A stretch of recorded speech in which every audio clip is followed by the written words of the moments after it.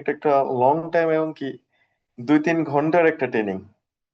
তো কিভাবে ছোট করা যায়, ছোট করে ইনশাল্লাহ আপনাদের মাঝে উপস্থাপন করা যায় সেভাবে সকল ট্রাইটা আমি করব। তো যারা শেষ পর্যন্ত থাকবেন তারা বুঝতে পারবেন। তো প্রত্যেকটা সেক্টরেই সবাই কাজ করার আগে কিন্তু ফিউচারটা দেখে। তো আপনাদেরও দায়িত্ব যে আমি যে পরিবারের সাথে ক্যারিয়ার গোছাবো, কেউ পার্ট টাইম কাজ করতেছেন, ফুল টাইম কাজ করতেছেন। আমি এমনও দেখছি যে যারা গভর্নমেন্ট জব করতেছে, স্টিল নাও যারা গভর্নমেন্ট জব করতেছে তারা পর্যন্ত পরিবারের সাথে কাজ করা শুরু করে তারা ক্যারিয়ার হিসাবে পরিবারকে বেছে নিছে। তাহলে হয়তো বা বুঝতে পারছেন যে এই ইন্ডাস্ট্রির আসলেই মরণ নাই। এই ইন্ডাস্ট্রি ওই রকম ইন্ডাস্ট্রি যে সাধারণ সবার সব ইন্ডাস্ট্রির মতো না। হয়তো বা আপনি এটা বুঝতে পারছেন আমার এই কথা থেকে। আজকে একটু ডিটেলসে আমরা জানতে যাবো যে আসলে ইন্ডাস্ট্রির মরণ কেন নাই, এবং কি এই ইন্ডাস্ট্রির আধিপত্য কোথা থেকে, এবং কি এই ইন্ডাস্ট্রি কেন এত পৃথিবীর মধ্যে রাজত্ব করতেছে। আস্তে আস্তে আমরা সকল বিষয়গুলো জানবো, কেমন? তো সর্বপ্রথম আপনারা স্ক্রিনে দেখতে পাচ্ছেন ডাইরেক্ট সেলিং এর হিস্টোরি। আগে আপনাদেরকে আমি একটু এক্সপ্লেন করতে চাচ্ছি, কারণ ডাইরেক্ট সেলিং এর যদি আপনারা হিস্টোরি ভালো মতো জানেন তাহলে এটার মোতাবেক আপনি কাজ করতে একটা অভিজ্ঞতা তৈরি করতে পারবেন।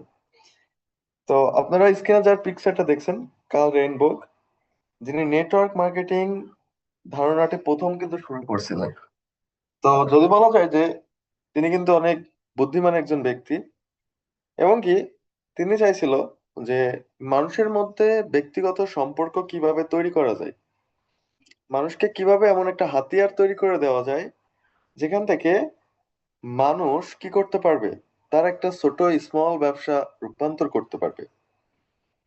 তিনি আরো কি চাইছিলেন, তিনি আরো যেটা চাইছিলেন যে মানুষের মধ্যে একটা ভালো অভিজ্ঞতা তৈরি করতে।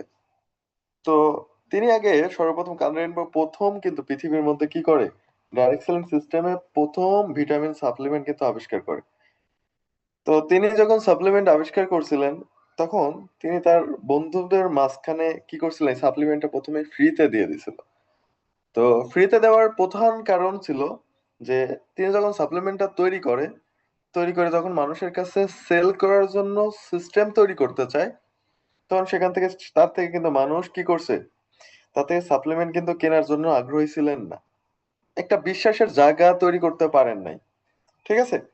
তো সেই সময় তিনি একটা চিন্তা ভাবনা করে যে আমি যদি মানুষকে ফ্রি দেই তাহলে হয়তোবা মানুষ আমার থেকে এই সাপ্লিমেন্টটা অবশ্যই কিনবে। তিনি কি করলেন, তিনি তার বন্ধুদের, তার সার্কেলে মানুষদেরকে এই সাপ্লিমেন্টটা, তিনি যে ভিটামিন যে সাপ্লিমেন্টটা তৈরি করে, এই সাপ্লিমেন্টটা তার বন্ধুদের কাছে ফ্রিতে দেয়। এবং কি এই ফ্রিতে দেওয়ার কারণে তারা কিন্তু পণ্যটা নেয় এবং কি তারা কিনে, পরবর্তী কিনে, প্রথমত না। তারা তখন কি করে, তারা তখন তার থেকে সাপ্লিমেন্টটা প্রথমত নেয়, নেওয়ার পর তারা সাপ্লিমেন্ট গুলো ইউজ করে, ইউজ করার পর মোটামুটি একটা বেনিফিটেড হয়। তখন কিন্তু তারা কি করে, আগ্রহ প্রকাশ করে যে না, এই ভিটামিন সাপ্লিমেন্টটা খাওয়ার সাথে সাথে আমরা কি করতে পারছি, উপকৃত হতে পারছি। তখন এটা অভিজ্ঞতার গল্প মানুষের কাছে বলতে থাকে। এভাবে কি করে, এভাবে এই তার ব্র্যান্ডিংটা এভাবে সে প্রমোট করতে থাকে। এবং কি কার্ল রেনবো বুঝতে পারছিলেন যে সাধারণত বিজ্ঞাপনের মাধ্যম দিয়ে এবং কি সবকিছুর মাধ্যম দিয়ে অনেক বেশি খরচ মানুষকে মেনটেন করতে হয়। তো আমি এমন একটা সিস্টেম জেনারেট করতে চাচ্ছি যেখানে মানুষ প্রচুর টাকা খরচ না করেও কিভাবে প্রমোট ব্র্যান্ডিংটা করা যায়। তিনি কিন্তু কি করে, তিনি চিন্তা ভাবনা করে যে মানুষের মাধ্যমে ওয়ার্ড টু মাউথ প্রমোশন যে বিষয়টা আছে, তিনি এইটা চালু করে। এবং কি এই চালু করার মাধ্যম দিয়ে সে মার্কেটিং লেভেলটা অন্য রূপে দেখতে চায়। এবং কি স্ট্রাকচারে বলা যায় যে তিনি একটা সিস্টেম ডেভেলপ করে যেখানে তিনি কি করে, একজন ব্যক্তিকে এই মাউথ প্রমোশনের মাধ্যমে যে যে পণ্যটা সেল করতেছে সেখানে একটা সুসম্পর্ক তৈরি হচ্ছে, একটা আস্থার জায়গা তৈরি হচ্ছে, এবং কি তাকে তাকে বলে দিচ্ছে যে তুমি আমার সাথে ডিস্ট্রিবিউটর হয়ে কাজ করতে পারবে, মানে কি একটা পার্সেন্টেজ নিয়ে কাজ করতে পারবে। তখন তিনি একটা পার্সেন্টেজের অংশ সাজায়, যেটা বলা যায় যে কমিশনিক স্ট্রাকচার যেটা বলা হয়। এবং কি প্রথম যেটা সে চালু করে সেটা হচ্ছে 2% রুলে কিন্তু সে চালু করে 1945 সালে। এই সিস্টেমটা তিনি কিন্তু চালু করে, সেখানে ডিস্ট্রিবিউশনকে তিনি কমিশন পাওয়ার সিস্টেমটা ডেভেলপ করে। তার উপর থেকে কিন্তু মানুষ সেখান থেকে একটা লেভেল আপ তৈরি করে, এবং এই ডাইরেক্ট সেলিং সিস্টেমটা সেভাবে কিন্তু উন্মোচন হতে থাকে। এবং কি সেই মার্কেটিং সিস্টেমটা একসময় আস্তে আস্তে আস্তে আস্তে কি হয়ে যায়, অনেক বড় একটা আকার ধারণ করে। এবং কি কার্ল রেনবো যে মার্কেটিং সিস্টেমটা চালু করে, এই এটা যে কোম্পানিটা নামটা প্রথমে হিস্টোরিতে চালু করে, এবং কি এই কোম্পানিটা পৃথিবীর মতো নিউট্রালাইট কোম্পানির সাথে অ্যাডজাস্টমেন্টে কিন্তু কাজ করতে থাকে। এবং কি এক পর্যায়ে কি হয়ে যায়, এক পর্যায়ে এই কোম্পানিটা অ্যামওয়ে কোম্পানি নামে পরিচিত হয়ে যায়, এবং কি আস্তে আস্তে এখান থেকে অ্যাডভান্স লেভেলের জায়গা তৈরি করতে পারে, পৃথিবীর মধ্যে উন্মোচন হতে পারে। এবং কি প্রত্যেকটা মার্কেটিং সিস্টেমে কিছু নেগেটিভ কিছু পজিটিভ পৃথিবীর মধ্যে কিন্তু আছে। তো মানুষের মধ্যে ডাইরেক্ট সেলিং সিস্টেমটা নিয়ে কিছু নেগেটিভ থট চলে আসছিল। কখন চলে আসছিল, যখন ইন্ডিয়াতে বলা যায় যে 1990 এই ডাইরেক্ট সেলিং মার্কেটিং সিস্টেম যখন 1990 চলে আসে, এবং কি বাংলাদেশেও যখন চলে আসে। প্রথমে ইন্ডিয়াতে আসার পর যখন এই ডাইরেক্ট সেলিং সিস্টেমে অন্যান্য কোম্পানি ভাগ হতে থাকে, তখন এখান থেকে একটা নেগেটিভ থট মানুষের মধ্যে চলে আসে। এখন এই নেগেটিভ থট মানুষের মাধ্যমে আসার মূল কারণ ছিল প্রোডাক্ট। কেমন? মূল কারণ ছিল কিন্তু প্রোডাক্ট। এখন দেখেন, যদি আপনার পরিবারের প্রয়োজনীয় যদি প্রোডাক্ট না হয়, যদি কার ওয়াশ হয়, তাহলে কি এমন হয় বলেন তো? তো এটার এটার মূল কারণ ছিল খালি প্রোডাক্ট কেনা আর বিক্রি করা। ঠিক আছে, প্রোডাক্ট শুধু কেনা, বিক্রি করাটা পরের কথা। এখন দেখেন, ইন্ডিয়াতে কিন্তু প্রত্যেকটা বাড়ির মানুষের কাছে কিন্তু কার ছিল না। তাহলে কার ওয়াশের প্রোডাক্ট কিনে তারা কি করবে? তারা কিন্তু কার ওয়াশের কি প্রোডাক্ট কিনে কিন্তু তাদের কার কিন্তু নাই। তারা আস্তে আস্তে কি করতে লাগলো, ওই কার ওয়াশের প্রোডাক্ট দিয়ে তারা গরু গরু আস্তে আস্তে গরু ওয়াশ করা শুরু করলো। আস্তে আস্তে অনেক প্রোডাক্ট চলে আসলো। তখন এখান থেকে একটা স্কিম তৈরি হয়ে যায়। তো এই স্কিমটা ইন্ডিয়াকে পুরা অধপতনে নিয়ে যায়। তারপর চিন্তা ভাবনা করে কোম্পানি যে প্রোডাক্ট একটা হলে চলবে না, অনেক প্রোডাক্ট লাগবে। এভাবে এভাবে কি করতে থাকে, তারা প্রোডাক্ট যখন চেঞ্জ করতে থাকে, তখন এই নেতিবাচক কিছু ধারণা মানুষের মধ্যে চলে আসতে থাকে। এবং 1995 সালে আস্তে আস্তে ভারতে নেটওয়ার্ক মার্কেটিং এর অবস্থা প্রসারিত হতে থাকে। তারপর আস্তে আস্তে কি হয়ে থাকে, আস্তে আস্তে জেনারেট হতে থাকে। তো এভাবে আর কি এই কালরেন বোর্ড থেকে নেটওয়ার্ক মার্কেটিং স্থাপনা শুরু করে, এবং কি পুরো পৃথিবীতে আস্তে আস্তে চলে আসে। ঠিক আছে, এখন আসেন, চলেন ডাইরেক্ট সেলিং কাল রেনবুক নিয়ে হিস্টোরি যদি বলতে চাই তাহলে আরেকটু বেশি সময় লাগবে। আমি আমি আপনাদের কাছে একটু শর্টলি হিস্টোরিটা আর কি শেয়ার করলাম আর কি। যদি বলা যায় যে দেখেন, প্রত্যেকটা দেশের মানুষই এই ডাইরেক্ট সেলিং এর উপরে তাদের ক্যারিয়ারটা প্রথম নির্ভরশীলতা নিয়ে আসে কিভাবে। কারণ কি এখানে একটা স্মল বিজনেস নিজে থেকে জেনারেট করা যাচ্ছে, একটা সিস্টেম জেনারেট করতে পারছে। সাধারণত যে কোনো সিস্টেম জেনারেট করতে গেলে আপনাকে অবশ্যই কোটি টাকা ইনভেস্ট করতে হবে। কিন্তু যখন দেখলো যে এখানে আমি কি করতে পারতেছি, আমি ফ্রিতে একটা ডিস্ট্রিবিউটরের সংখ্যা তৈরি করতে পারছি, ফ্রিতে একটা জায়গা তৈরি করতে পারছি যেখান থেকে আমি কিছু ব্যক্তিদের কাজ করাতে পারবো। ধরেন সামথিং, আপনার নিচে 10 জন পিপল কাজ করতেছে, তাদের অবস্থা চেঞ্জ করার জন্য তারা কাজ করতেছে, তাদের পোস্ট পিছে আপনার সময় হালকা ব্যয় করতেছেন, তাদেরকে আপনার স্যালারি দিতে হচ্ছে না। তখন সেখান থেকে আপনি কিছু পান না পান, একটা বিষয় স্পষ্ট পাচ্ছেন, সেটা কি লেভারেজ। এখান থেকে কিন্তু আপনার আস্তে আস্তে আস্তে আস্তে কি হচ্ছে, সিস্টেম ক্রিয়েট হচ্ছে। আরেকটা বিষয় দেখেন, আপনি একটু চিন্তা করেন, যেখানে আপনার সিস্টেম তৈরি হচ্ছে সেখানে আপনার অবশ্যই কিন্তু ফিউচার কিন্তু থাকবেই, মাস্ট বি ফিউচার থাকবে। তখন তারা বুঝতে পারলো পৃথিবীতে যে এই ডাইরেক্ট সেলিং সিস্টেম মানুষকে একটা স্মল ব্যবসা থেকে অনেক বড় ব্যবসাতে পরিণত করতে পারে, এবং কি এটা একটা প্রুভেন সিস্টেম। তখন কিন্তু মানুষ এখানে ফিউচারটা গঠন করতে থাকে, এবং কি ক্যারিয়ারটা গঠন করতে থাকে। তো চলেন আরো স্পষ্ট কিছু ধারণা আপনাদেরকে দেই। দেখেন, আমেরিকা থেকে কিন্তু এটার আধিপত্য স্টার্ট হয়ে যায়। তো আমেরিকাতে 60% ডাইরেক্ট সেলিং সিস্টেমে ব্যবসা হয়। এখন ডাইরেক্ট সেলিং সিস্টেমে ব্যবসা হওয়ার মূল কারণগুলো কি ছিল, একটু চিন্তা করে দেখেন। ডাইরেক্ট সেলিং সিস্টেমটার মাধ্যম দিয়ে মানুষের বেকারত্ব সমস্যার সমাধানটা পাচ্ছে, এবং কি সবাই প্রফিটেবল হইতে পারতেছে। এজন্য ডাইরেক্ট সেলিং সিস্টেমটা আমেরিকাতে 60% চলতেছে। আজকে কিন্তু মানুষ কি করতে চায় না, একে অপরকে বড় করতে চায় না। আজকে যদি বাংলাদেশের অর্থনৈতিক মন্দা যদি দূর করতে চান, তাহলে আমাদেরকে একে অপরকে কিন্তু হেল্প করতে হবে। এই বিষয়টা কিন্তু আমেরিকার মধ্যে আছে। একে অপরকে যখন আপনি হেল্প করবেন তখন আপনার দেশও উন্নতির দিকে কিন্তু যাবে। আজকে যদি বলা যায় যে আমার ধরেন একটা পাশের কলিগ যদি ভালো লেভেলে যায়, তাকে আমি কি করি, নিচে টান দিয়ে নিয়ে আসি।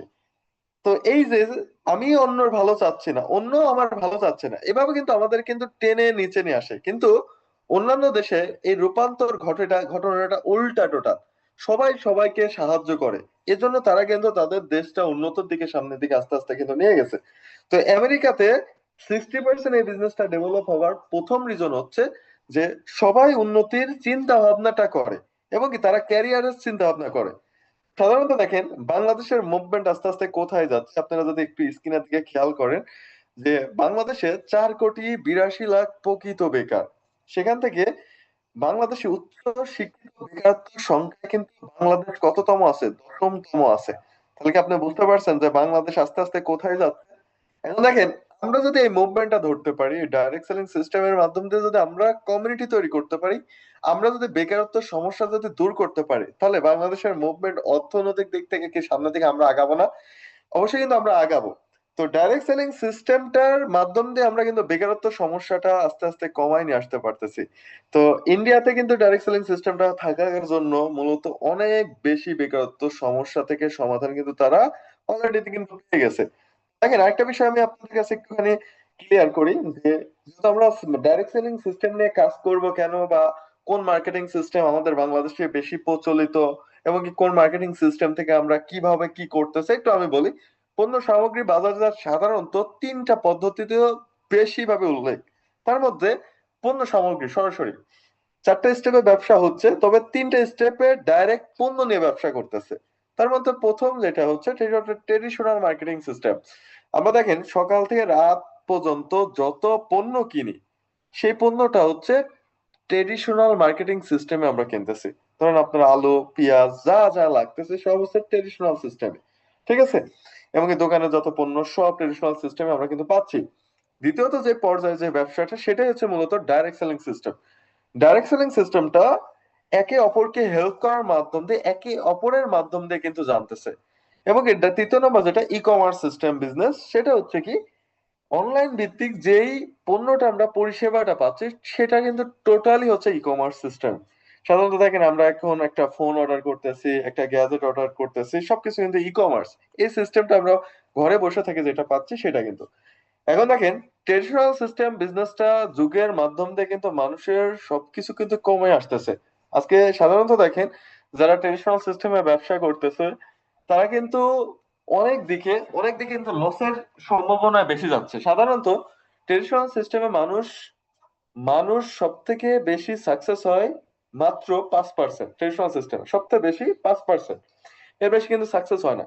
তো ডাইরেক্ট সেলিং এর সিস্টেমে 10 থেকে 15% ব্যক্তি সাকসেস হয়। তো সাকসেস হবার পিছের রিজন কি আমি একটুখানি আপনাদেরকে বলি। ডাইরেক্ট সেলিং সিস্টেমে আপনি কোনো কাজ করার আগে যদি আপনি একটুখানি এডুকেশন নিয়ে এবং কি আপনাকে কোর্স যদি মেনটেন করে, তাহলে আপনি ওই সিস্টেমে কিন্তু অবশ্যই গেইন করবেন। সাধারণত ট্রেডিশনাল সিস্টেমে আমাদেরকে হেল্প করার মতো কেউ থাকে না, কিন্তু ডাইরেক্ট সেলিং সিস্টেমে আপনাকে শুরু থেকে শেষ পর্যন্ত সাকসেস বানানো পর্যন্ত প্রত্যেকটা ধাপ ফেলানোর মাঝখানে আপনাকে স্কিল ডেভেলপমেন্ট করা হচ্ছে, এবং কি আপনাকে আপনার পিছে লেগে আছে। এভাবে আপনি কি করতে পারছেন, আপনি আপনার ডাইরেক্ট সেলিং সিস্টেমটা, যে সিস্টেমটা আপনি আছেন, আপনি আপনার ডাইরেক্ট সেলিং সিস্টেমের ব্যবসাটা উন্নতির দিকে কিন্তু নিয়ে যেতে পারছেন। দেখেন এখানে একজন কোর্স কি করতেছে, সবসময় ডিক্লারেশন দিচ্ছে তুমি এভাবে আগাই যাবা, তুমি এভাবে কাজ করলে ভালো পারফরমেন্স করতে পারবা। তুমি যদি আপনার জন্য যেভাবে যে রাস্তাটা সঠিক হবে, আপনার লিডার আপনাকে ওই রাস্তাটাই কিন্তু দেখাবে। সাধারণত দেখেন একটা ম্যাথ যখন আপনি করেন তখন কিন্তু অনেক রকম ওয়েতে কিন্তু করা যায়। এখন এই ওয়েট গুলো দিয়ে দেয় কে? এই ওয়ে গুলো দিয়ে দেয় কিন্তু আপনার মেন্টর, আপনার শিক্ষক, যে আপনাকে সবসময় স্কিল ডেভেলপমেন্ট করার জন্য সবসময় আপনাকে সাজেশন দিচ্ছে। তেমন ভাবে যদি আপনার কোচ আপনার সাথে এভাবে লেগে থাকে, ক্যারিয়ারে কর্মসংস্থানের জায়গাতে কখনো সিস্টেমে আপনার সাথে আপনার কোচ কিন্তু লেগে থাকবে না, কিন্তু ডাইরেক্ট সেলিং সিস্টেমে আপনার ক্যারিয়ারের জন্য সবসময় আপনার কোচ আপনার সাথে লেগেই থাকবে, যে আপনার মার্কেটিং সিস্টেমটা কিভাবে ডেভেলপ করা যায়, কোন স্কিলটা আপনার জন্য সুইটেবল, সবসময় আপনাকে কিন্তু ওই বিষয়টাই প্রশিক্ষণ দেওয়া হবে, ওই বিষয়টাই শেখানো হবে। আপনাকে যদি সবসময় ওই বিষয়টা প্রশিক্ষণের মাধ্যম দিয়ে নিয়ে যাওয়া যায়, তখন দেখবেন যে ওই বিষয়টা আপনার জন্য সহজ হচ্ছে, এবং কি আপনি ওই বিষয়টা শিখে আপনি আপনার টিমকে ওই বিষয়টা শেখাইতে পারছেন। এবং কি ডাইরেক্ট সেলিং সিস্টেমকে অনেকে বলা যায় যে এডুকেশনাল একটা বিজনেস। সাধারণত ট্রেডিশনাল সিস্টেমে আমরা চিন্তা ভাবনা করি যে আমরা ব্যবসা করব, আমার একটা পুঁজি হলেই ব্যবসা হয়ে যাবে। ভাই, পুঁজি হলেই আপনি ভালো ব্যবসা করতে পারবেন না। আপনার ভালো ব্যবসা করতে গেলে আপনার মধ্যে যথেষ্ট পরিমাণ ভালো স্কিল লাগবে। যদি আপনি স্কিল ডেভেলপমেন্ট আপনার মধ্যে থাকে, তাহলে আপনি ভালো ব্যবসা করতে পারবেন।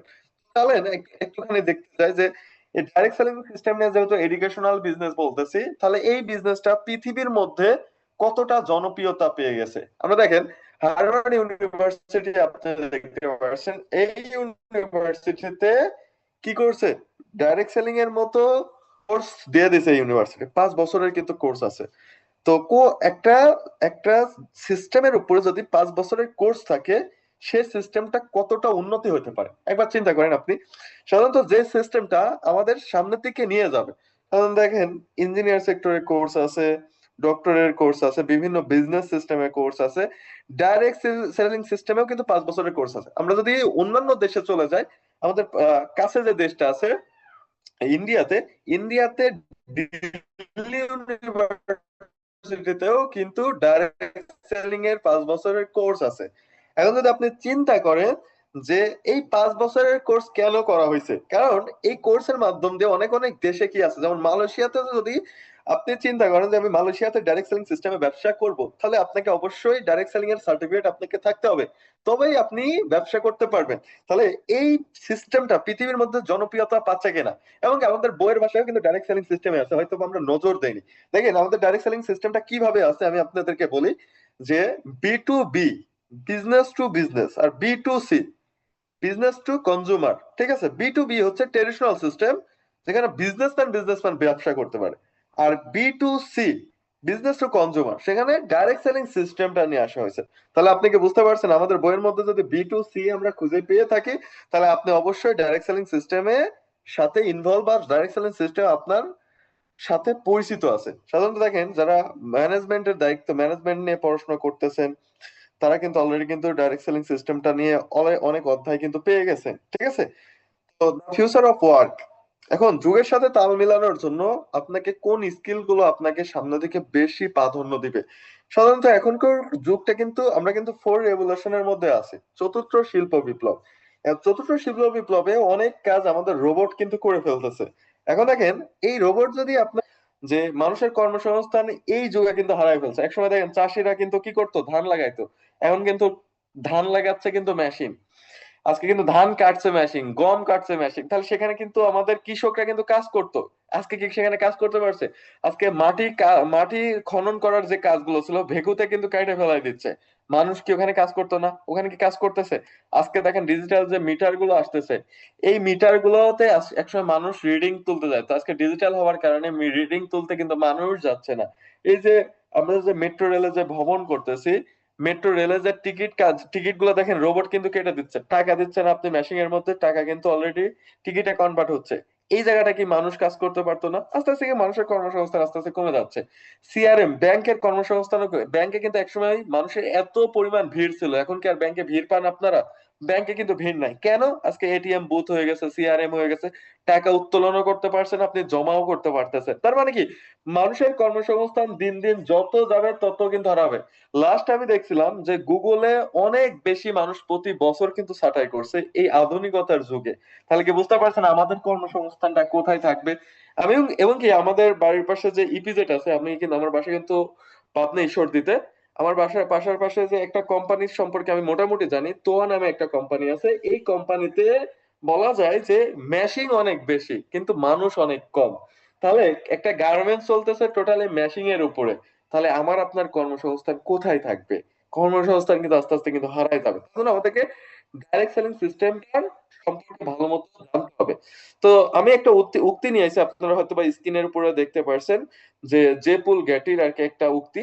তো জেপুল গ্যাটি কি বলতেছে সে বিষয়টা আমরা একটুখানি দেখি। If you want to be rich, listen to the talk and what he is doing. If you can be rich, you will be rich. উনি বলতেছে যদি তুমি ধনী হতে চাও, তাহলে তুমি এমন কারোর কথা শুনো, এমন কারোকে ফলো আপ করো, এমন কারোর উক্তি নাও যে ধনী, যার চলাফেরা, তার কালচার, এবং কি সব থেকে আপনি তার সাথে নিজের সাথে মিলাইতে পারবেন। ঠিক আছে, জেপুল গ্যাটি কিন্তু সব থেকে কম বয়সী একজন ধনী ব্যক্তি।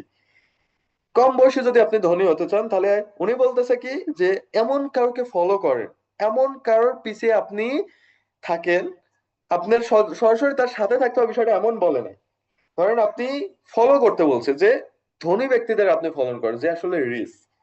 আসলে আমরা আইডল তাকে কিন্তু মানতে পারি যারা যার যার স্ট্রাগল, যার চলাফেরা সবকিছু আমাদেরকে মুগ্ধ করে। তাহলে তিনি বলতেছে যে পৃথিবীতে আসলে কাকে আপনি ফলো করবেন, রিচ ব্যক্তিদেরকে আপনি ফলো করবেন যাদের পরিবর্তন তারা জিরো থেকে ঘটাইছে। সাধারণত যদি আপনি ফলো দা রিচ পারসন, যদি আপনি ফলো করতে চান, তাহলে কাদেরকে ফলো করবেন একটু স্ক্রিনের দিকে দেখেন। আমরা এই ব্যক্তিগুলোকে কিন্তু আমরা সাধারণত আমাদের আইডল মানতে পারি, আমরা কিন্তু সবাই কিন্তু চিনি। ইলন মাস্ককে কি আমরা চিনি না? অবশ্যই চিনি। বিল গেটস, তারপর রবার্ট টি কিওসাকি, অরেন বাফেট, এদেরকে কিন্তু আমরা চিনি। এখন বিষয় হচ্ছে এই ব্যক্তিগুলোকে আসলে কি আমরা ফলো করি? আমরা জানি যে তারা ধনী ব্যক্তি, কিন্তু আমরা কখনো জানি না তাদের স্ট্রাগলটা কোথা থেকে শুরু হয়েছিল। ইলন মাস্ক কিন্তু লাস্টে স্ট্রাগল করে একদম জিরো থেকে কিন্তু সে উঠছে। তাহলে আমরা কি তাদের স্ট্রাগলটা কি সম্পর্কে কি জানি? তারা আজকে কিন্তু পৃথিবীতে ধনী। তো জেপুল গ্যাটির উক্তিটা কি ছিল? যে ধনী ব্যক্তিদের আমাদেরকে ফলো করতে। তো বিলিভ ইয়োরসেলফ। এখন এই ব্যক্তিগুলো আপনারা দেখতে পাচ্ছেন, এই ব্যক্তিগুলো প্রথমত ধনী হবার পিছে আগে নিজেকে নিজেকে কি করছিল, বিশ্বাস করছিল যে আমি ধনী হতে পারবো। একটা উক্তি বলতেছে যে অরেন বাফেট একটা উক্তি বলছিল যে তাকে জার্নালিস্টরা কোশ্চিন করছিল যে আপনি কখনো কি ধনী হতে পারবেন। তিনি বলছিল যে আপনি কি কখনো জানতেন যে আপনি ধনী হবেন? উনি বলছিল আমি জানতাম আমি একদিন ধনী হব, এটা নিয়ে কোনো দিন 1 মিনিটের জন্য আমার সন্দেহ হয়নি। তার হিস্ট্রি গুলো দেখেন ভাই, সে বোতলের চিপ কি গুনছিল। তার হিস্টোরি যদি আমি আপনাদের কাছে একটু এক্সপ্লেন করি তাহলে বুঝতে পারবেন যে আমরা যে দোকান, আমরা বিভিন্ন শপ দেখি না, দোকান দেখি না, দোকানের উপরে যে আমরা মজো খাচ্ছি, কোকা কোলা খাচ্ছি, সেভেন আপ খাচ্ছি, এদের চিপকি থাকে না? উনি কি করতো, প্রতিদিন চিপকি গুনতো যে কোনটার কত বিক্রি হলো, প্রতিদিন চিপকি নিয়ে এসে বাড়িতে নিয়ে আসতো। তো অনেক ব্যক্তিরা বলতো যে ভাই তুমি কি টোকাই, হ্যাঁ, তুমি এই চিপকি গুলো নিয়ে আসতেছো বাড়িতে। ঠিক আছে, অনেকে কিন্তু বলতো, উনি কারোকে কিছু বলতো না, উনি কি করতো, গুনতো। সব থেকে কি করতো, গুনতো যে কোনটা কত কত বিক্রি হলো। তিনি তিনি গুনে গুনে পাইছে যে সবচেয়ে বিক্রির পরিমাণ ছিল হচ্ছে কোকা কোলা। সে সিদ্ধান্ত সেদিনই নিয়ে নেয় যে পৃথিবীর মধ্যে সব থেকে বড় বড় মালিক হব আমি কোকা কোলা। পৃথিবীর মধ্যে সবচেয়ে বড় কোকা কোলার শেয়ার হচ্ছে অরেন বাফেটের আজকে। তাহলে কি বুঝতে পারছেন স্বপ্ন মানুষকে কোথায় নিয়ে যাইতে পারে? তার কিন্তু কখনো সন্দেহ হয়নি। এখন বিষয় হচ্ছে যে আপনি যে আসলে নিজেকে বিলিভ করবেন, আসলে আমরা বাংলাদেশের প্রেক্ষাপটে থেকে আমরা আসলে বিলিভ করতে পারি না যে আমরা সফলতার মঞ্চে যাইতে পারবো। তো আমি আপনাদের কাছে একটুখানি বলতে চাই যে আসলে সোর্স ইওর অপরচুনিটি, আমরা কোথায় যাই আসলে মাথাটা ঠাগাবো যে আমার কাছে একটা অপরচুনিটি আছে, সেই অপরচুনিটির মাধ্যম দিয়ে আমরা আসলে সফলতা পাবো। তো আসলে আপনাকে চিন্তা ভাবনা করলেও হবে না, আপনাকে আসলে সোর্স থাকতে হবে, সোর্স ইওর অপরচুনিটি। আপনাকে এমন একটা সোর্স তৈরি করতে হবে যে সোর্সের মাধ্যম দিয়ে আপনি আসলে সফলতা পাবেন। উনি কি বলতেছে, অরেন বাফেট বলছে যদি এমন কোন পথ বের করতে না পারো যা তোমার ঘুমের মধ্যে অর্থ উপার্জন করবে, তার তবে তুমি মরার আগ পর্যন্ত কাজ করে যাবা। উনিও কিন্তু এটা বলছে।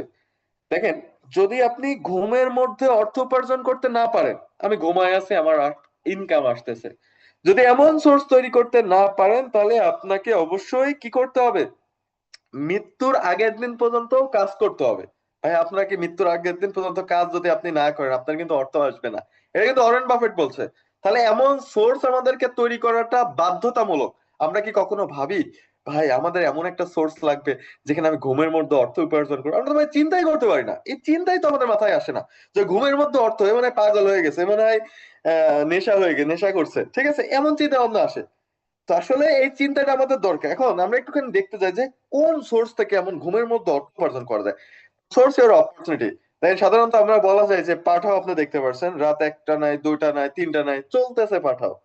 এখন পাঠাওর মালিক কি রাত 1টার সময় কি জেগে আছে দেখতেছে যে কে হচ্ছে ড্রাইভ করতেছে? না, কিন্তু তার অর্থ কিন্তু যাচ্ছে।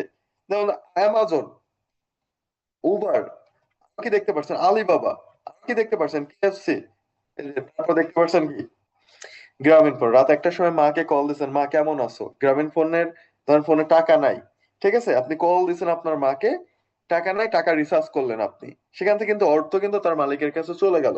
এখন রাত একটার সময় কেউ জাগা আছে? না, কিন্তু রাত একটার সময় কিন্তু জাগা নাই, কিন্তু সেখানে একটা সিস্টেমে বেনিফিট কিন্তু হচ্ছে। এই বিজনেস গুলার বলা হয় 21st century business.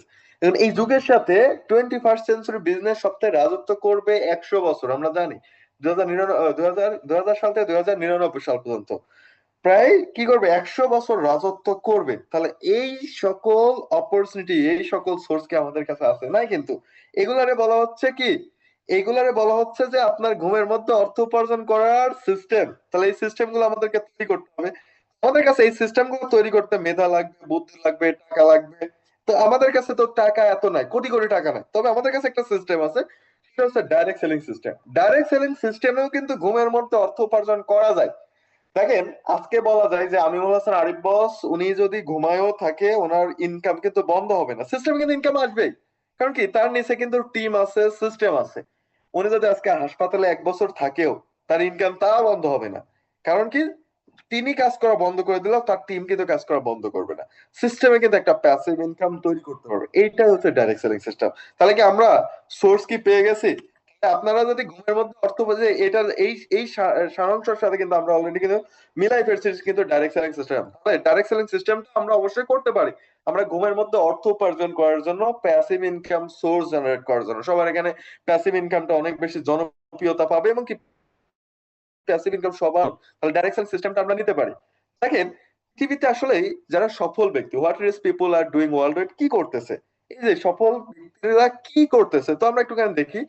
World top investor company, এই ব্যক্তিগুলা পৃথিবীতে কি কোটি কোটি টাকা ইনভেস্ট করে কি আজকে সফলতা পাইছে? আমরা যে পৃথিবীতে যে ব্যক্তিগুলো দেখলাম, এ কি পিছে কি কোটি কোটি টাকা ইনভেস্টমেন্ট ছিল? No, never.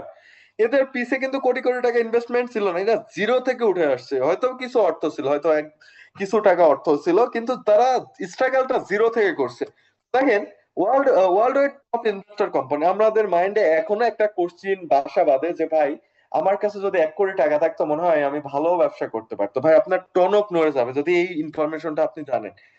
BlackRock পৃথিবীর মধ্যে টপ ইনভেস্টর কোম্পানি, আপনি কি নাম জানেন? আপনি কিন্তু আজকে হয়তো বা প্রথম শুনছেন যে পৃথিবীতে টপ ইনভেস্টর কোম্পানি কোনটা, কি, ব্ল্যাক রক। দ্বিতীয়ত ভ্যানগার্ড হচ্ছে পৃথিবীতে দ্বিতীয় ইনভেস্টর কোম্পানি। তৃতীয়ত ইউবিএস, এটা কিন্তু সবাই চেনে। আমরা জানি সুইজারল্যান্ডের যে সুইস ব্যাংক আছে, এটাই হচ্ছে সেই ইউবিএস, ঠিক আছে, এবং কি ফাইডেলিটি। এই চারটা কোম্পানি পৃথিবীর মধ্যে সব থেকে টপ ইনভেস্টর কোম্পানি। তো তাদের ইনভেস্টের পরিমাণ কত জানেন? দেখেন, ব্ল্যাক রকের ইনভেস্টমেন্টের হচ্ছে পরিমাণ হচ্ছে 9.464 ট্রিলিয়ন ডলার, তার ইনভেস্টর পরিমাণ। তাহলে বুঝতে পারছেন আপনি পৃথিবীর মধ্যে কত ইনভেস্ট করছে সে। ভ্যানগার্ডের পরিমাণ কত জানেন? 8.4 ট্রিলিয়ন ডলার। ইউবিএস এর কত?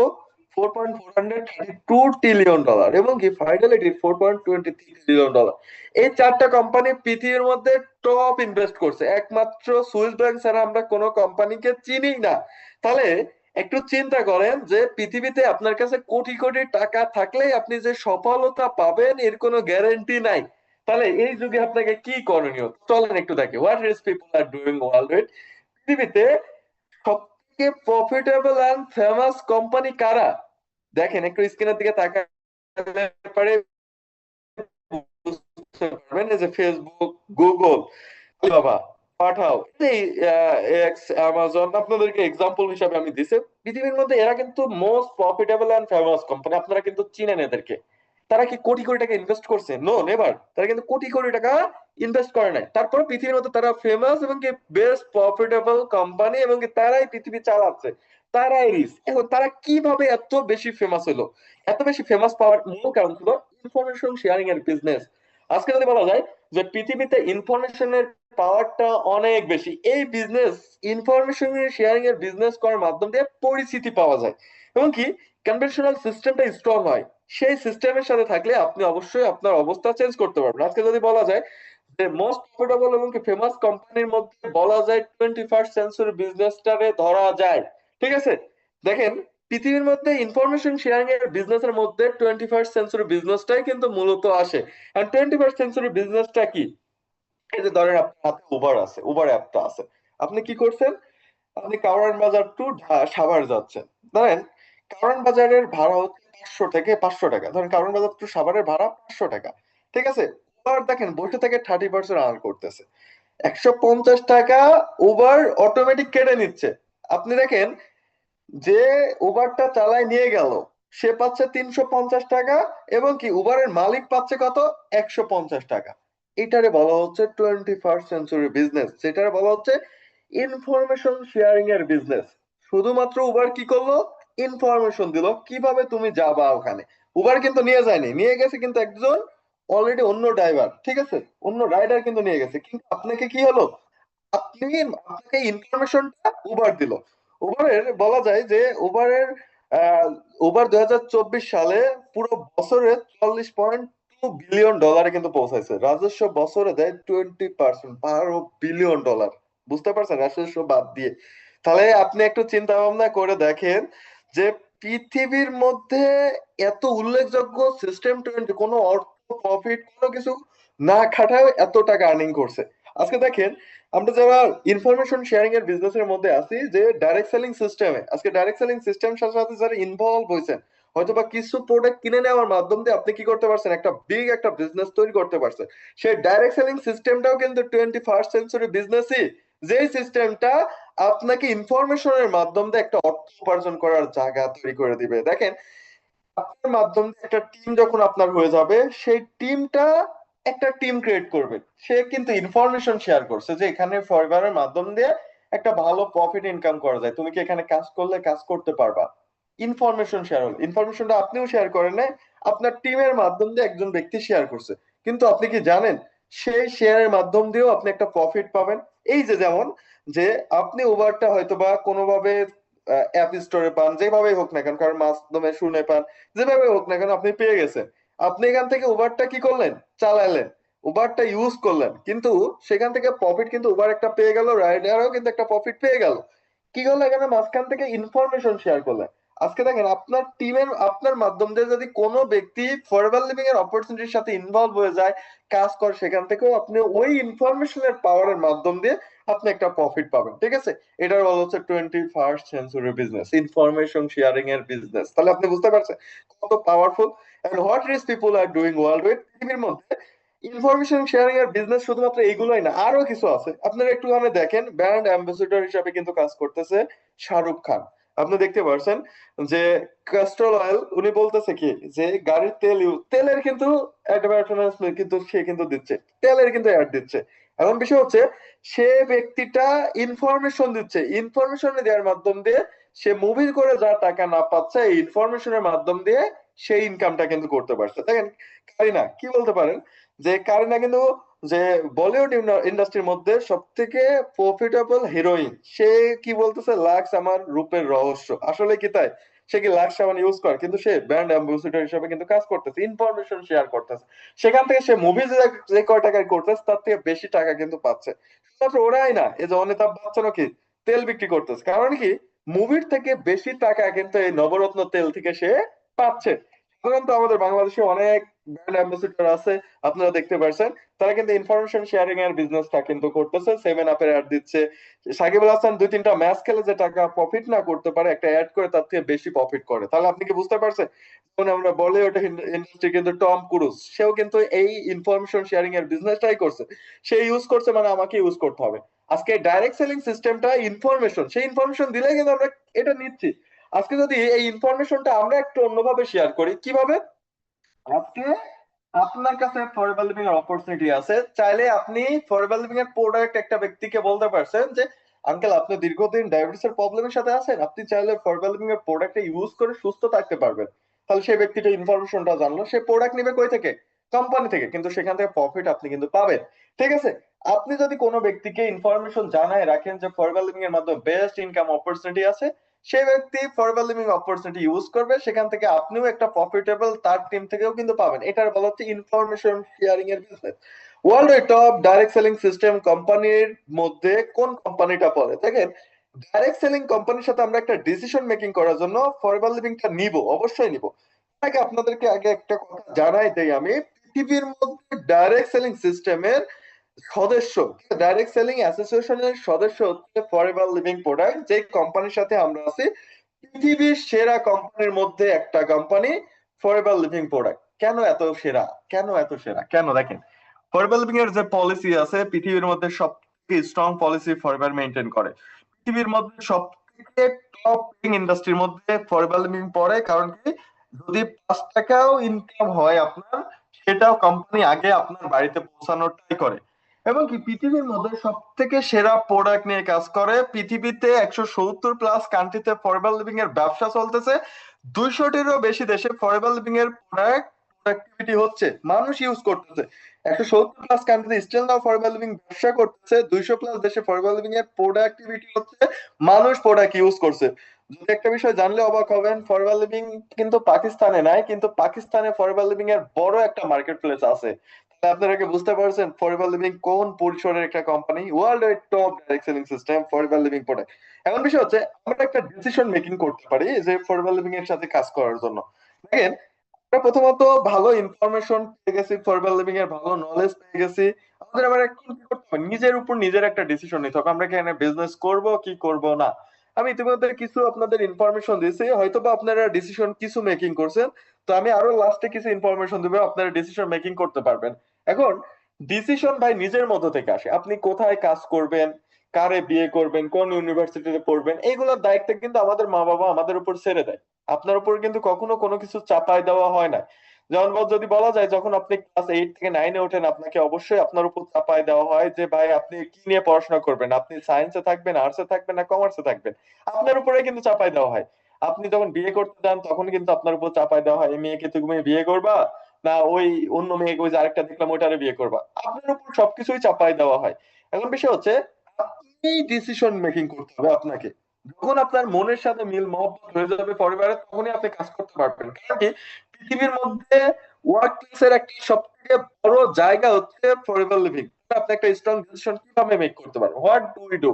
আমরা আসলে ডিসিশন মেকিং আমরা করি না, আমরা আসলে ভাই মানুষকে বলতে চাই যে ভাই ওটা ভালো না খারাপ, আসলে নিজের জাজমেন্টটা নিয়ে আসে না, আগে নিজের জাজমেন্ট আনতে হবে। দেখেন, একটা বিষয় প্রথমত বলি, যে আপনার আশেপাশে যে ব্যক্তিগুলো আছে তারা কিন্তু ফরএভার সম্পর্কে কখনো জানে না বা বোঝে না।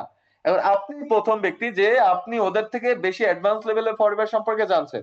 যখন স্কুলে AQ+BQ+CQ, এই যে যে সূত্রটা আমরা জানি বা আমাদের শেখানো হয়, এই সূত্রটা যদি আমার বাবার এসে বলে, বাবা AQ+BQ+CQ আপনি একটু বলেন তো, আমার বাবা বলবে যে তুই পড়ছিস, আমি কি পড়ছি? এখন কিন্তু উদাহরণ কিন্তু আমার বাবা মা আমাদেরকে দিয়ে আসছে। এখন বিষয় হচ্ছে যে, আমরা আমাদের উদাহরণটা যদি এমন ভাবে নিতে চাই যে আমাদের চারপাশের ব্যক্তিদের কাছে যদি আমরা জানতে চাই ফরএভার কেমন, একটু বলো তো, তাহলে কি তারা আমাদের কি রাইট ডিসিশন দিতে পারবে? এভাবে কিন্তু আমাদের ব্রেনটা ধুলাই হয়ে যায়। অন্যরকম একটা নেগেটিভ মুভমেন্ট আমাদের মাঝে চলে আসে, তুই পারবি না, তুই করতে পারবি না, তুই লেখাপড়া করছিস এত, দ্বারা কোনো কাজই কিন্তু ছোট না, কোনো কাজই ছোট না। এভাবে আমাদের ব্রেনটা আমাদের মোটিভেশন নষ্ট করে দেয়। দেখেন, যখন আমরা আমরা আমরা আমরা কোনো একটা উদ্যোগ নেওয়ার চিন্তা ভাবনা করি, আমাদের ওই বিষয়টা আমাদের ফ্যামিলির মানুষ যদি ছোট করে নেয়, তাহলে ওই বিষয়টা আমাদের ওখানে ওটার মৃত্যু ঘটায় ফেলে, আমাদের স্বপ্নটারে ওখানে মেরে ফেলাই দিচ্ছে। এখন আপনি ফরওয়ার্ড সম্পর্কে জানেন, আপনার চারপাশে যে ব্যক্তিগুলো আছে তারা কি ফরওয়ার্ড সম্পর্কে জানে না কিন্তু। তাহলে সেই ব্যক্তিকে যদি আপনি উল্টা প্রশ্ন কোশ্চেন করেন, আচ্ছা বলেন, সমস্যা নাই, আপনি তো অনেক কিছু বললেন, ফরএভার লিভিং এর হেড অফিস কোথায়, উনি কিন্তু বলতে পারবেন না। ফরএভার লিভিং এল আর্জিনিন কোন প্রোডাক্টে আছে, বলতে পারবে না। ফরএভার লিভিং কত দেশে কাজ করে, বলতে পারবে না। ফরএভার কত বছর ধরে কাজ করছে, 48 বছর ধরে কাজ করছে, এটা পর্যন্ত বলতে পারবে না। তাহলে সেই ব্যক্তিগুলোর কথা আপনি কিভাবে নেবেন? এখন আমাদের মাইন্ডের মধ্যে দুই রকম ডায়েট মেনটেন করতে, আমাদের শরীরের মধ্যে দুইটা ডায়েট মেনটেন করা দরকার। দুইটা ডায়েট যদি আপনি মেনটেন করতে পারেন, আপনি অবশ্যই রিচ ম্যান হবেন এবং কি আপনি গ্রোথ মাইন্ডসেটের ব্যক্তি হবেন। প্রথমত যেটা, ইনফরমেশনের ডায়েট আপনাকে মেনটেন করতে হবে। দ্বিতীয়ত আপনাকে মেনটেন করতে হবে খাবার ডায়েট। যদি আপনি খাবার ডায়েট মেনটেন না করেন, আপনার কিন্তু পেট বাড়ে যাবে, বড় হয়ে যাবে, ঠিক আছে? আপনাকে আনহেলদি কিন্তু লাগবে, ঠিক আছে? আপনাকে কিন্তু দেখতে ভালো লাগবে না, নন স্মার্টও কিন্তু লাগবে না। এজন্য আপনাকে কি করতে হবে, আগে আপনাকে দুইটা ডায়েট মেনটেন করতে হবে, একটা হচ্ছে ইনফরমেশনের ডায়েট, আর একটা হচ্ছে আপনার খাবারের ডায়েট। তবে আপনি যে ইনফরমেশন গুলো নিচ্ছেন, এই ইনফরমেশন গুলো আসলে কতটা সত্য আপনাকে আগে প্রথমত জানতে হবে।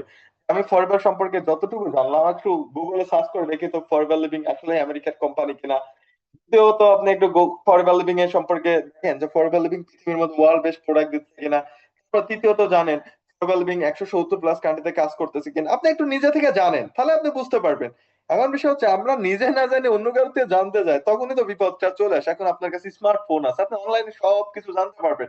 এই জন্য ইনফরমেশন ডায়েটটা মেনটেন করতে হবে। এখন আমরা যদি ইনফরমেশনের ডায়েট মেনটেন করে আমাদের পজিটিভ একটা ভাইব চলে আসে, তাহলে আমরা সেখান থেকে মানসিকতাটা তৈরি এভাবে করতে পারি। কারণ কি যে প্রথম প্রথম যে ব্যক্তিটার উদ্দেশ্য আমরা নিয়ে আসছিলাম, সে ব্যক্তিটার কথা যদি একটুখানি ভাবি, যে পুল গ্যাটি, সে বলছিল কি ফলো দ্য রিস্ক পারসন। তাহলে আমরা আমাদের উদ্দীপন কিন্তু নিজেদেরকে তখনই করতে পারবো যখন আমরা নিজে থেকে ইন্সপিরেশন হিসেবে কিন্তু কাজ করতে পারবো। এই ব্যক্তিগুলা আমরা একটু ইন্সপিরেশন ভাবে নেই যে ফলো দ্য রিচ পারসন, এই ব্যক্তিগুলোর সম্পর্কে আমরা যদি জানি তাহলে অবশ্যই আমরা ভালো মতো নিতে পারবো। এখন আপনার কাছে ডিসিশন মেকিং করার জন্য দুইটা রাস্তা আছে। একটা হচ্ছে এই ব্যক্তিদের উক্তি, আর একটা হচ্ছে আপনার পাশের বাড়ির চাচা মামা খালু ওই ব্যক্তিদের উক্তি। এখন আপনার পাশের বাড়ির হচ্ছে চাচা মামা খালু, এরা বেশি জ্ঞানী না, এই ব্যক্তিগুলো বেশি জ্ঞানী? কাদের কাদের উদাহরণ আপনার লাইফে সবচেয়ে বেশি বড় এফোর্ট দিবে? একটুখানি দেখি। ডিসিশন মেকিং করার জন্য দুইটা রাস্তা, একটা হচ্ছে নিজে থেকে এবং কি একটা হচ্ছে মানুষের কথায়। অবশ্যই নিজে থেকে আপনাকে রাস্তা বেছে নিতে হবে যে আমি কোন রাস্তায় যাব। অবশ্যই যারা রিস্ক পিপল তাদেরকে আমরা ফলো করতে হবে, তাহলে আমরা আমাদের সঠিক ডিসিশন নিতে পারবো। লেস ব্রনের একটা উক্তি থেকে আমি আপনাদেরকে একটু মোটিভেট করতে চাই। লেস ব্রন বলছে ডাইরেক্ট সেলিং সিস্টেম থেকে মানুষ দুইটা পরিবর্তন আনতে পারে, একটা হচ্ছে পার্সোনাল গ্রোথ, একটা হচ্ছে ফিউচার গ্রোথ। পার্সোনাল গ্রোথ কি? একসময় দেখেন আমি মানুষের সামনে কথা বলতে পারতাম না। আমি আর বলা যায় যে 5-6 জন মানুষ যদি আমার সামনে থাকতো, আমার কিন্তু একটা অন্যরকম ভাব লাগতো যে আমি কিভাবে কথা বলবো। স্যার পড়া ধরলে আমার কিন্তু হাঁটু কাঁপা শুরু হয়ে যেত, পড়া পড়া কিন্তু ভুলে যেতাম। এখন বিষয় হচ্ছে যে এই বিষয়টা, এই বিষয়টা লেসব্রন বলছে যে নেটওয়ার্ক মার্কেটিং থেকে প্রথমত পার্সোনাল গ্রোথ। পার্সোনাল গ্রোথ কি? এটা আমি আপনাদের মাঝে কথা বলতে পারছি, হাজার হাজার মানুষের সামনে আমি সেমিনার করাচ্ছি, ট্রেনিং করাচ্ছি, আমার কিন্তু কোনো ভয় কাজ করতেছে না। নিজের কিন্তু পার্সোনাল ডেভেলপমেন্টটা নিয়ে আসছি, কিভাবে মানুষের সামনে চলতে হয়, কথা বলতে হয়, কিভাবে নিজের পার্সোনাল স্কিল ডেভেলপমেন্ট করতে হয়, কিভাবে নিজের অবস্থান চেঞ্জ করতে হয়, এগুলো কিন্তু টোটাল আমি পার্সোনাল ডেভেলপমেন্টে কিন্তু করে ফেলছি। লেসব্রনের কিন্তু প্রথম উক্তিটা কিন্তু সঠিক। দ্বিতীয় উক্তিটা হচ্ছে লেসব্রন বলছে যে ফিউচার গ্রোথ। দেখেন আজকে যদি বলা যায় যে ফিউচার গ্রোথটা তো আপনার তখনই হবে যখন আপনার পরিবর্তন হবে। সাধারণত দেখেন বলা যায় যে ফিউচার গ্রোথ তখন আপনি করতে পারবেন যখন আপনার ভালো ইনকাম আসবে। আজকে আমার বয়স 25 বছর প্লাস। আজকে যদি আমার বয়স 25 বছরের একটা ছেলে যদি প্রতি মাসে 2 লাখ টাকা ইনকাম করে, তাহলে এই ছেলের বয়স যদি 30 হয়, তাহলে আমার ইনকাম আমি কত নিয়ে যেতে পারবো একবার ভাবেন তো। তাহলে কি ফিউচার গ্রোথ কি না? অবশ্যই কিন্তু ফিউচার গ্রোথ। আমার সার্কেলে যত ফ্রেন্ড সার্কেল যত ব্যক্তি আছে, কারোর ইনকাম কিন্তু 2 লাখে যায়নি, এখন তো 2 লাখে যায়নি। তার মানে আমার ইনকাম আমি সবার থেকে বাড়াইতে পারছি কিনা। তাহলে লেস ব্রনের কিন্তু এই উক্তিটা কিন্তু আমাকে অনেক বেশি মোটিভেট করে, এবং কি আমার লাইফের সাথে আমি এটা মিল পেয়ে গেছে। তার আপনাদের মাঝে আমি পরীক্ষিত এই উদাহরণটা নিয়ে আসছি। তো চলেন যাই আরেকটুখানি আপনাদের কিছু উদাহরণ আমি দেই। তাহলে some quite of globally successful people, পৃথিবীতে গ্লোবালি যে পিপল গুলো আছে তাদের সম্পর্কে আমি একটুখানি বলতে চাই। দেখেন পৃথিবীতে আমরা অরেন বাফেট সম্পর্কে অলরেডি কিন্তু জানলাম। তার পৃথিবীতে কিন্তু সে কিন্তু একজন বিলিয়নার। তিনি বলছে billionaire one of the world's biggest investor. Now he invest in network marketing. পৃথিবীর মধ্যে যদি নেটওয়ার্ক মার্কেটিং এর উপরে, ডাইরেক্ট সেলিং এর উপরে যদি তার ভরসা নাই থাকতো, তাহলে বিলিয়ন বিলিয়ন টাকা সে ব্যয় করতো না। সে বলছে মানুষের কর্মসংস্থান যেন আরো স্ট্রং করতে পারেন, তাই direct selling system, network marketing এর উপর আমি মানুষের জন্য অনেক বেশি ইনভেস্ট করে দিলাম।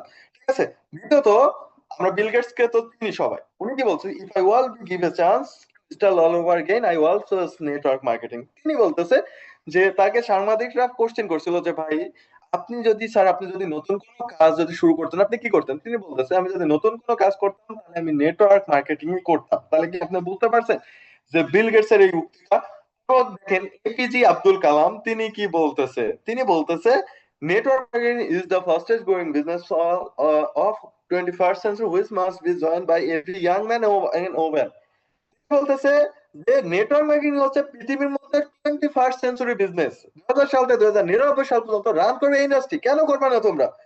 যদি ইয়াং বয়সী ভালো কিছু চাও, সবার থেকে সেরা হইতে চাও, আজকে জয়েন করো নেটওয়ার্ক মার্কেটিং সাথে, ডাইরেক্ট সেলিং এর সাথে। তাহলে বুঝতে পারছেন এ বেশি জ্ঞানী না আপনার আশেপাশের যে যে ব্যক্তির সাথে আপনি জানেন সে বেশি জ্ঞানী? অবশ্যই এই ব্যক্তি জ্ঞানী। তাহলে আমাদেরকে আগে জানতে হবে কেমন। এমন কি আমরা হয়তো বা জানি যে আহ, আহ, আমরা সবাই হয়তো বা জানেন ডোনাল্ড ট্রাম্পকে তো সবাই চেনেন, তিনি কি বলতেছে, if I would starting over today I would make million in the network marketing industry. আপনারা কি জানেন যে পৃথিবীর মধ্যে এই একমাত্র ব্যক্তি যে রাজনীতিতে আসছে কোন সোশ্যাল অ্যাকাউন্ট ছিল না, জানেন? এই ব্যক্তিও কিন্তু আমাদের মতো নেটওয়ার্কার ছিল, নেটওয়ার্ক মার্কেটিং করছে, ডাইরেক্ট সেলিং করছে। এত মানুষ পরিচিত কিভাবে পেলো? কারণ ডাইরেক্ট সেলিং ইন্ডাস্ট্রির জন্য। সে কিন্তু তার কিন্তু নিজস্ব একটা ডাইরেক্ট সেলিং ইন্ডাস্ট্রিও ছিল, ঠিক আছে? এবং কি সে ডাইরেক্ট সেলিং ইন্ডাস্ট্রিতে এমন একটা মন্তব্য করছে যে পৃথিবীর মধ্যে মানুষ যদি জিরো থেকে উপরে উঠতে চায় এবং কি মিলিয়নার হবার স্বপ্ন দেখে, তাহলে তাকে নেটওয়ার্ক মার্কেটিং করতে হবে। তাহলে আমাদের কি মিলিয়ন হবার স্বপ্ন আছে? তাহলে এই ইন্ডাস্ট্রির সাথে দরকার। এবং কি আরেকজন ব্যক্তির উক্তি আপনাদের মাঝে দেই, তিনি কি বলতেছে, রবার্ট টি কিওসাকি। উনি বলতেছে, the research people in the world look for an build network. Every, everyone else look for work. তিনি বলতেছে পৃথিবীতে যত ধনী ব্যক্তি বা রিচ মাইন্ডসেটের ব্যক্তি আছে তারা নেটওয়ার্ক জোরে, আর বাকি সবাই কাজের সন্ধান করে। ভাই, আজকে যদি বলা যায় আপনাদের উদ্যোক্তা সম্পর্কে একটা মাইন্ডসেট আমি দিব, যে পিঁপড়াকে তো দেখছেন, তারাও কিন্তু উদ্যোক্তা। তারা কারোর উপর নির্ভর করে না, তারা কারো দাসত্ব করে না। আসলে যদি বলা যায় যে আপনি উদ্যোক্তা হবেন, উদ্যোক্তা হচ্ছে নিজের উপর ডিপেন্ডেন্ট। আপনি একটা সিস্টেম বিল্ড করবেন, একটা নেটওয়ার্ক বিল্ড করবেন। আপনি চিন্তা করবেন যে আমার সিস্টেমে 10 জন কাজ করবে, এখান থেকে আমি প্রফিট অর্জন করব, সেটাই হচ্ছে তো বিল্ড নেটওয়ার্ক। তাহলে এমন সিস্টেম ডেভেলপ যদি আপনি মানসিকতা রাখেন, তাহলে অবশ্যই অবশ্যই আপনি কি রিচ মাইন্ডসেটের ব্যক্তি। তুমি বলতেছে যে পৃথিবীতে কিছু ব্যক্তি কি করে, যারা রিচ মাইন্ডসেটের ব্যক্তি, তারা কাজ করে না, তারা নেটওয়ার্ক তৈরি করে, আর বাকি সবাই কাজ করে। তাহলে আপনি কাজ করতে চান না নেটওয়ার্ক তৈরি করতে চান, অবশ্যই নেটওয়ার্ক তৈরি করতে হবে। নেটওয়ার্ক তৈরি করতে পারে আপনার লাইফটা আপনি চেঞ্জ করতে পারবেন। বিষয়টা বুঝতে পারছেন? এমনকি মোদিকে তো সবাই চেনেন, তিনি কি বলতেছে, পৃথিবীর মধ্যে 2000 হচ্ছে 21-এ, সরি 2020-এ কোভিড-19 সময় সব থেকে বেশি কিন্তু মানুষ বেকারত্ব সমস্যায় কিন্তু ভুগছে কোথায়? ইন্ডিয়াতে। সাথে বেকারত্ব সমস্যার সমাধান ডাইরেক্ট সেলিং সিস্টেম নিয়ে আসছে। তাহলে এই যে আনএমপ্লয়মেন্ট যে বিষয়টা আমাদের আছে বাংলাদেশে, বেকারত্ব সমস্যা আমরা কি সমাধান দিতে পারবো না? অবশ্যই দিতে পারবো, কিন্তু আপনাকে অবশ্যই জানতে হবে ফরএভার লিভিং এর সাথে কিভাবে কাজ করবেন। যদি না জানেন, ইন্ডাস্ট্রি আপনাকে হেল্প করতে পারবে না। তো দেখেন, রবার্ট টি কিওসাকি বলতেছে, রিচ ড্যাড এবং কি পোর ড্যাড একটা বই কিন্তু উনি লেখছে, সবথেকে টপ সেলিং একটা কিন্তু বই। সেখানে বলছে কি, the business of the 21st century, Robert T Kiyosaki, fastest growing revolution 2000 সাল থেকে 2099, যেটা আপনাদেরকে আমি বললাম, সবথেকে বেশি গ্রোথ করছে এবং কি সবথেকে বেশি রেভলিউশন করেছে 2000 সাল থেকে 2099 সাল পর্যন্ত একমাত্র ডাইরেক্ট সেলিং ইন্ডাস্ট্রি। এবং কি ডাইরেক্ট সেলিং ইন্ডাস্ট্রির মধ্যে, তার মধ্যে সব থেকে বেশি রান করবে আমাদের ইন্ডাস্ট্রি। কোন ইন্ডাস্ট্রি? দা ওয়ারলেস ইন্ডাস্ট্রি। আজকে পৃথিবীর মধ্যে নেক্সট ট্রিলিয়নার ইন্ডাস্ট্রি কোন ইন্ডাস্ট্রি? পালজার পিলজার কি বলছে? নেক্সট ট্রিলিয়নার ইন্ডাস্ট্রি বলা হচ্ছে ওয়ারলেস ইন্ডাস্ট্রি। তাহলে রেভলিউশন কোনটার দিকে যাবে? সুস্থতার দিকে যাবে, ওয়ারলেস ইন্ডাস্ট্রি। সেই ইন্ডাস্ট্রির সাথে আমরা আছি। তাহলে আমাদের ফরএভার লিভিং এর ক্যারিয়ার কোথায়, আপনারা কি বুঝতে পারছেন? অবশ্যই কিন্তু বুঝতে পারছেন। তো হোয়াট ডাইরেক্ট সেলিং বিজনেস, দেখেন ডাইরেক্ট সেলিং বিজনেস করার জন্য আরো কিছু কারণ আপনাদেরকে আমি একটু বলি। ডাইরেক্ট সেলিং বিজনেসটা এত এক্সপেনশন আর গ্রোথ, তার তার গ্রোথ কখনো কিন্তু কমে না। 2020 সাল থেকে গ্রোথ 2030-এ এত পরিমাণ বাড়াবে যেটা ধারণার বাইরে। 2020 সাল থেকে 2030 সাল পর্যন্ত সব থেকে বেশি গ্রোথ নিয়ে আসবে। দেখেন কোভিড-19 মধ্যে ফরএভারের সাথে ডাইরেক্ট সেলিং সিস্টেমের সাথে 125 মিলিয়ন পিপল কিন্তু আপডেট কিন্তু আমরা অলরেডি পেয়ে গেছি। এবং কি পৃথিবীর মধ্যে বড় একটা মার্কেট প্লেস আছে, এবং ফরএভার লিভিং চিন্তা করে পৃথিবীর মধ্যে এই বড় মার্কেট প্লেসটা আমরাই ধরে রাখবো কিভাবে? দেখেন ডাইরেক্ট সেলিং সিস্টেমে global direct selling market size কত? Global direct selling market size হচ্ছে 211 বিলিয়নার ইন্ডাস্ট্রি, ঠিক আছে? 211 বিলিয়নার ইন্ডাস্ট্রির মধ্যে কোম্পানি আছে পৃথিবীর মধ্যে প্রায় 13,000 প্লাস। এর মধ্যে ফরএভার 13,000 প্লাস কোম্পানির মধ্যে 211 বিলিয়ন যদি ভাগ করে দেওয়া যায়, তাহলে কিছু অংশে কিছু কোম্পানি পাবে। এর মাঝখানে ফরএভার লিভিং এর ফরএভার টার্নওভার $4.6 বিলিয়ন। তাহলে কি আপনি বুঝতে পারছেন? দেখেন আরেকটু চিন্তা, আরেকবার বলি, পৃথিবীর মধ্যে 13,000 ব্যক্তির মধ্যে যদি আপনি 211 টাকা ভাগ করে দেন, কিছু ব্যক্তি কিছু পাবে না, হয়তো বা কেউ 8 আনা 4 আনা পাবে। কিন্তু ফরএভার নিজস্ব ভাবে রাখছে কত? $4.6 বিলিয়ন। অনেক বড় মার্কেট সাইজ, একমাত্র হওয়ার কারণ হেলথ অ্যান্ড ওয়েলনেস ইন্ডাস্ট্রি হওয়ার কারণে। বুঝতে পারছেন কেন? তাহলে আরেকটা বিষয় দেখেন, ডাইরেক্ট সেলিং মার্কেট 10 রিজন 2023 সাল থেকে 2030-এ পৃথিবীর মধ্যে এশিয়া প্যাসিফিকের সব থেকে বড় মার্কেটিং সিস্টেম আছে। 2022-এ কিন্তু রেকর্ড এটা হয়েছে, কারণ আমাদের পাশের দেশ ইন্ডিয়া, এখানে কিন্তু একটা বড় মার্কেট প্লেস। এবং কি এশিয়া, এশিয়া মহাদেশের মধ্যে কোনগুলা পড়ে একবার চিন্তা করে দেখেন, যে মালয়েশিয়া পড়তেছে, সিঙ্গাপুর পড়তেছে, এইগুলো কিন্তু এশিয়ার মধ্যে। তাহলে এরা সব থেকে বেশি রান করছে, ইন্ডিয়া করতেছে। তাহলে আমরা যদি সব থেকে বেশি রান করে থাকি, তাহলে লার্জেস্ট মার্কেট আমাদের হাতে আছে না? অবশ্যই, কিন্তু লার্জেস্ট মার্কেট আমাদের হাতে আছে। ডাইরেক্ট সেলিং করার জন্য এটা একটা কিন্তু সবচেয়ে বড় রিজন হতে পারে, যে পূর্বাভাস আমরা জানতে পারছি মার্কেট সাইজ আমাদের কাছে বড়। এবং কি আপনি রিজনাল সেল গুলো কিন্তু আপনি দেখতে পাচ্ছেন, ইউরোপ, আমেরিকা, এশিয়া প্যাসিফিক, ঠিক আছে, বিভিন্ন দেশে কিন্তু আপনি দেখতে পাচ্ছেন। এবং কি বিভিন্ন দেশে রিটেল সেলস ভলিউম কিন্তু সব থেকে বেশি ফরএভার লিভিং এর মাধ্যম দিয়ে আসছে। কেন? কারণ এটা ওয়ারলেস ইন্ডাস্ট্রি হওয়ার কারণে। গ্লোবাল মার্কেট সাইজ সাইজ হওয়ার সবথেকে বড় একটা আরো কিছু রিজন আছে। North America, Europe, Asia Pacific, Asia Pacific, ঠিক আছে, south Africa, middle east, Africa, এগুলোর মধ্যে আছে। এর মধ্যে সবথেকে মানুষ যেটা সবথেকে বেশি চয়েস করছে, health and wellness, cosmetic, personal care, household, এই এভরিথিং কিন্তু প্রোডাক্ট গুলো মানুষ বেশি চয়েস করছে, ঠিক আছে। এটা হচ্ছে রিপোর্ট স্ট্র্যাটেজি আর কি। এবং কি আরো 14টা দেশ সব থেকে বেশি সেটা কি করছে, কান্ট্রিকে লিস্টেড এ রাখছে ডাইরেক্ট সেলিং ইন্ডাস্ট্রির মধ্যে। এবং কি দেখেন, forecast direct selling market report স্কোপের মধ্যে আপনি দেখতে পাচ্ছেন যে মার্কেট সাইজ 2023-এ হচ্ছে $211 বিলিয়ন। রিভিনিউ ফরকাস্ট মানে পূর্বাভাস ইউএসডি 328 বিলিয়ন।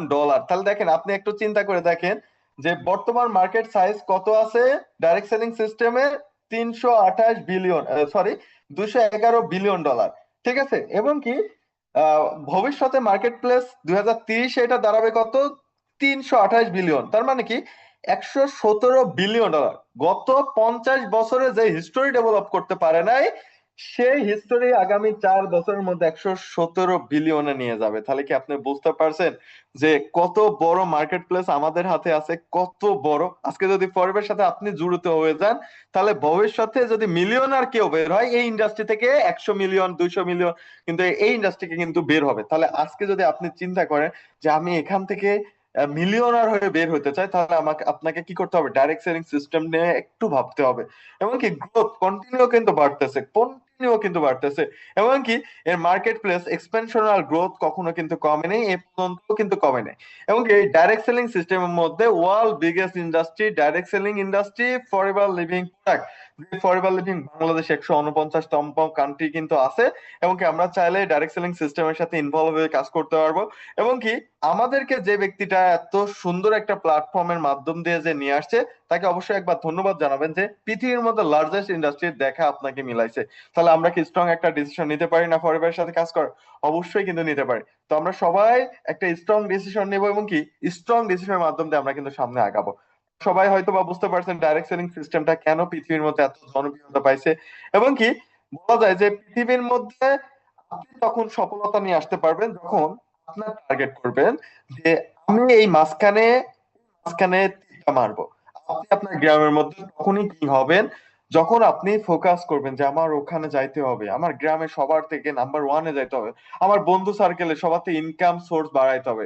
এই টার্গেট যদি আপনি লাইফে রাখেন, আপনার পরিবর্তন আসবে। তো আশা করি সবাই বুঝতে পারছেন। সবাই একটা মাইন্ডসেট করে ইনশাল্লাহ ভালো কিছু করার, এবং কি সামনের দিকে আগানোর।